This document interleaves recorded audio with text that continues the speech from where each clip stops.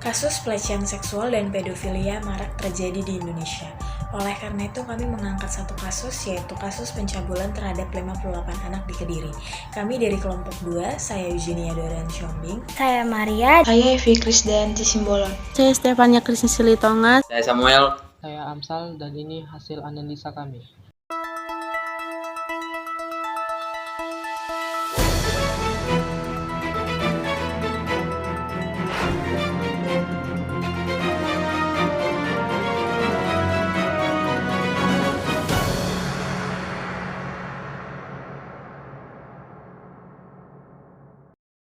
Lagi dan lagi seksualisme.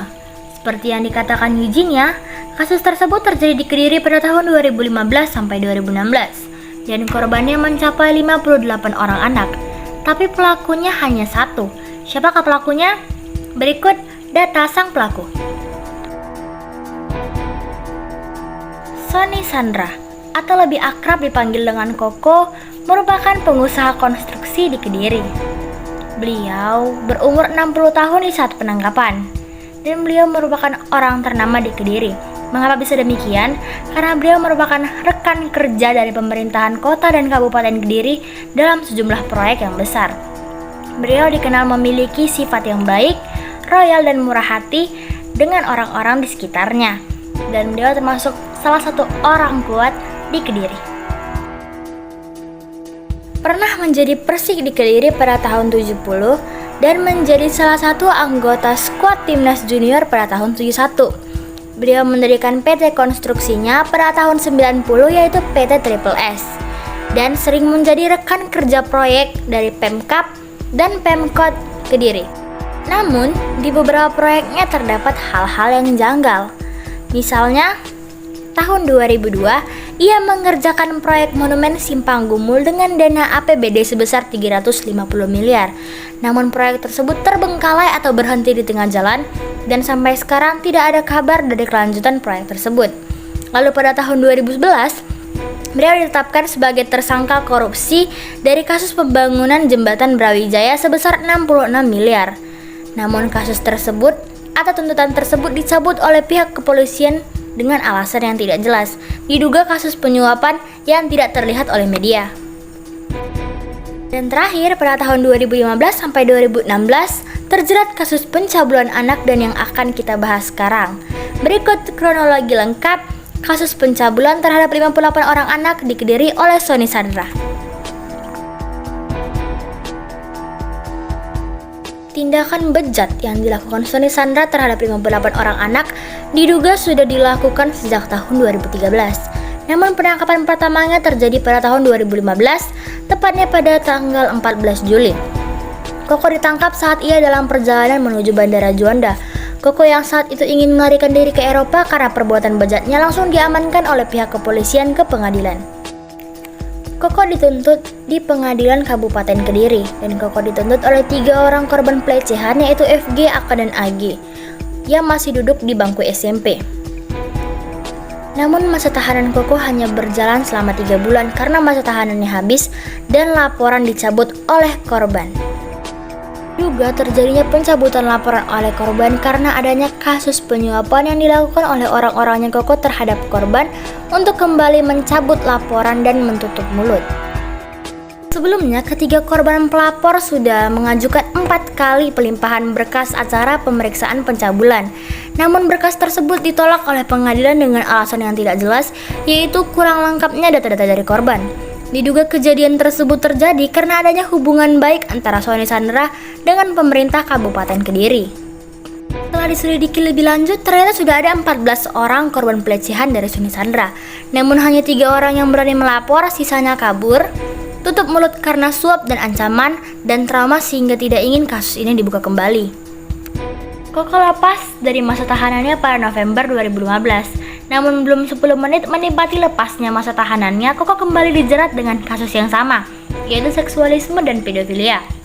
Koko dilaporkan oleh 5 korban dengan 2 korban tambahan dan 3 korban sebelumnya.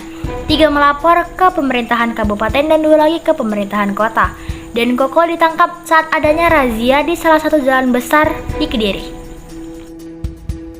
Selama proses pemeriksaan, diidentifikasi terdapat 17 korban, 5 korban pelapor, dan 12 lagi melarikan diri. Dan dari 12 orang yang melarikan diri, sudah ada 1 korban yang melahirkan anak laki-laki. Namun semakin lamanya proses penyelidikan berlangsung, dan semakin banyaknya wawancara-wawancara yang diajukan terhadap 5 korban pelapor, ditemukanlah 58 korban dari pelecehan seksual yang dilakukan oleh Sony Sandra. Dari 5 korban pelapor, ternyata ada yang hampir bunuh diri, depresi, kabur, dan menerima suap sebanyak 50 juta sampai 100 juta ditambah dengan motor otomatis. Sidang vonis pertama diadakan di Pengadilan Kota Kediri pada tanggal 19 Mei. Dan Sony divonis 9 tahun penjara dengan denda 250 juta. Namun karena merasa adanya ketidakadilan terhadap hukum yang diberikan kepada pelaku, akhirnya pada sidang vonis di kabupaten diadakannya aksi demo atau aksi solidaritas terhadap korban yang dinamakan dengan aksi SOS atau Save Our Sister. Warga dan para aktivis yang tidak terima atas hukum yang diberikan kepada Sony menuntut pengadilan untuk memberikan hukum kepada Sony yang lebih lagi, seperti hukuman mati, hukuman seumur hidup atau hukuman yang paling ringan yaitu hukuman penjara 14 tahun. Namun pada akhirnya pada sidang vonis kedua yang diadakan pada tanggal 29 Mei di Pengadilan Kabupaten, Sony hanya divonis 10 tahun penjara dengan denda 300 juta. Akhirnya Sony divonis 10 tahun penjara dan denda 300 juta dengan subsidiar 5 bulan. Namun sampai sekarang Sony beranggapan bahwa hukum tidak bisa menjeratnya karena kekuatan finansialnya. Sony pernah berkata, "Semua bisa saya beli, dari mulai hakim, jaksa, polisi, bahkan Jokowi sebagai presiden RI." Dari kronologi tadi sudah jelas bahwa kejahatan pelaku sangat tidak manusiawi. Namun apakah ada faktor lain dari kejahatan pelaku? Mengapa korban bisa sebanyak itu? Dan apakah ada saksi dari salah satu korban tentang hal bejat yang dilakukan Sony Sandra? Untuk itu, simak penjelasan Evi berikut ini.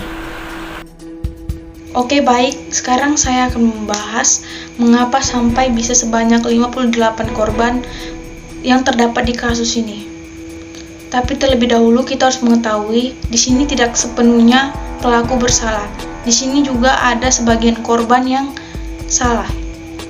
Ada 3 faktor yang menyebabkan sampai 58 korban yang ada di dalam kasus ini. Pertama, karena memang faktor bejatnya pelaku. Yang kedua, faktor korban yang menawarkan diri, dan ada juga faktor korban yang mengajak pelaku untuk melakukan hubungan, seperti yang ada di dalam kasus ini. Korban ada yang melapor di saat dia sudah kelas 2 SMP. Sedangkan kejadian terjadi di saat dirinya kelas 6 SD. Dia bersaksi bahwa korban diajak temannya yang sebelumnya juga menjadi korban kepada Koko itu. Lalu dia dikasih pil agar tidak sadar. Sampai di hotel, dia dikasih 2 pil dan supaya dia tidak hamil. Setelah ini akan dibahas bagaimana penegakan hukum HAM-nya, dan itu akan dibahas oleh Eugenia. Baik, sekarang saya akan menjelaskan mengenai upaya penegakan hukum yang dilakukan kepada terdakwa Sony Sandra. Vonis pertama beliau dilakukan di Pengadilan Negeri Kota Kediri. Ia dijatuhi pasal 81 ayat 2 Undang-Undang Nomor 23 Tahun 2002 tentang Perlindungan Anak, junto pasal 65 ayat 1 KUHP. Ia dikenai pidana 9 tahun penjara dan denda 250 juta dengan 4 bulan subsidiar kurungan.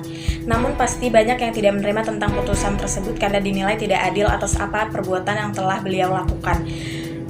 Pengadilan pun mengucapkan ada faktor yang meringankan tentang hukuman tersebut, ialah karena faktor usia, kesehatan yang mulai memburuk, dan status sosial yang baik di masyarakat.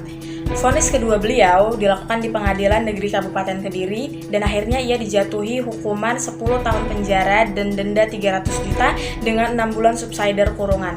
Namun juru bicara Masyarakat Peduli Kediri, Ferdinand Hutahayan pun mengungkapkan bahwa pengadilan tidak seharusnya menggunakan pasal Undang-Undang Nomor 23 Tahun 2002 karena pasal itu telah lama. Seharusnya pengadilan menggunakan Undang-Undang Nomor 35 Tahun 2014 tentang perubahan Undang-Undang Nomor 23 Tahun 2002 mengenai perlindungan anak. Wakil Ketua Komite DPD Fahira Idris pun mengungkapkan bahwa seharusnya pelaku dijatuhi hukuman mati dan yang paling ringan adalah hukuman seumur hidup karena perlakuan yang dilakukan adalah sungguh tidak kemanusiaan. Dan juga Ferdinand Huta Hayan mengungkapkan bahwa ia melihat pengadilan terlihat seperti memberikan perlakuan khusus terhadap pelaku mungkin dikarenakan oleh finansial dan koneksi yang cukup kuat yang dimiliki oleh pelaku. Beliau juga memutuskan untuk mengajukan banding dan hal tersebut akan dilanjutkan oleh teman saya Novriani. Oke, baik, terima kasih Junia. Di sini saya akan menggantikan Novriani untuk menjelaskan tentang naik banding. Kegagalan naik banding terjadi pada vonis kedua di pengadilan kabupaten. Korban yang sempat mengajukan naik banding terhadap pelaku ditolak oleh pengadilan. Korban mengajukan naik banding dari 10 tahun penjara ke 14 tahun penjara. Namun ditolak dengan alasan yang kurang jelas. Pengadilan mengatakan bahwa hukum Indonesia hanya mencapai 20 tahun penjara. Setelahnya adalah hukuman seumur hidup lalu hukuman mati. Dan sampai sekarang alasan tersebut kurang masuk akal untuk beberapa aktivis.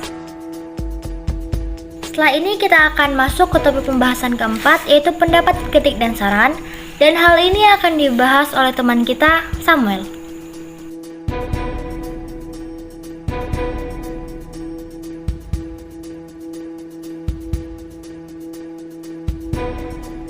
Masuk ke bagian 4 dari pokok diskusi keadilan di Indonesia. Ancaman hukuman terhadap pelaku pemerkosaan sesuai aturan dalam Kitab Undang-Undang Hukum Pidana tentang tindak pemerkosaan adalah maksimal 15 tahun. Sedangkan pelaku kejahatan pemerkosaan kenyataannya banyak yang tak sampai menanggung hukuman maksimal seperti tersangka yang ada dalam kasus ini. Dan karena dia memiliki uang banyak hingga dapat meringankan hukumannya. Sementara korbannya mesti seumur hidup menyimpan cerita aib dan trauma psikis. Seharusnya berlaku syarat hukuman minimal dan ganjaran pidana seumur hidup bagi pelaku pemerkosaan. Bahkan ada sebagian kalangan menuntut diberlakukan hukuman mati. Sanksi berat dimaksud untuk memberi efek jerah bagi pelaku pemerkosaan dan memberi peringatan kepada khayalak untuk tak sekali-sekali mencoba kejahatan ini. Semoga hukum Indonesia lebih baik lagi, tapi atas kejadian ini pengawasan orang tua juga penting dan itu akan dibahas oleh teman saya Amsal.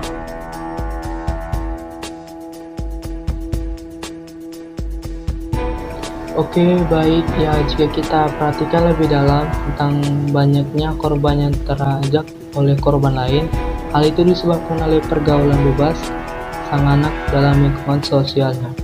Oleh karena itu, pentingnya peran orang tua dalam pergaulan anaknya agar tidak terjerumus dalam pergaulan yang tidak baik. Dan bukan itu saja, perhatian dan bimbingan dari orang tua sangatlah berpengaruh terhadap anak. Karena sang anak dapat memilih mana hal yang tidak baik dan yang baik. Membangun komunikasi yang baik terhadap anak adalah salah satu tujuan yang bagus karena sang anak juga dapat lebih terbuka dalam menceritakan kegiatan yang dilakukannya sehari-hari. Tetapi di atas itu, edukasi terhadap korban pun kurang, dan hal itu akan disampaikan oleh Stefania.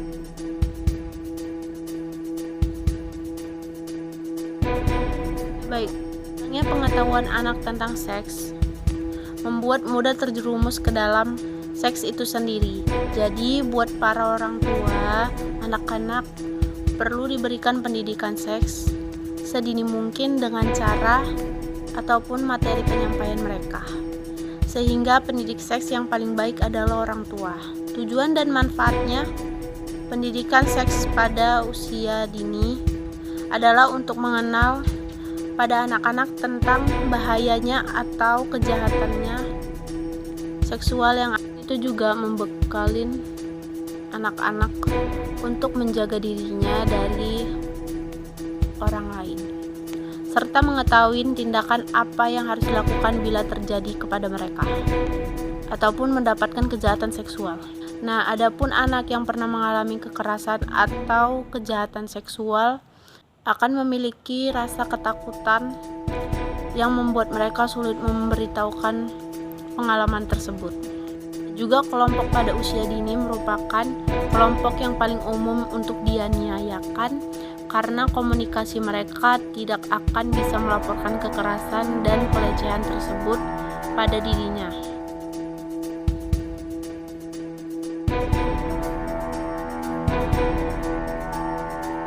Oke baik, sekianlah presentasi yang dapat kelompok kami berikan. Jika ada salah kata ataupun pengucapan di dalam presentasi ini mohon dimaafkan.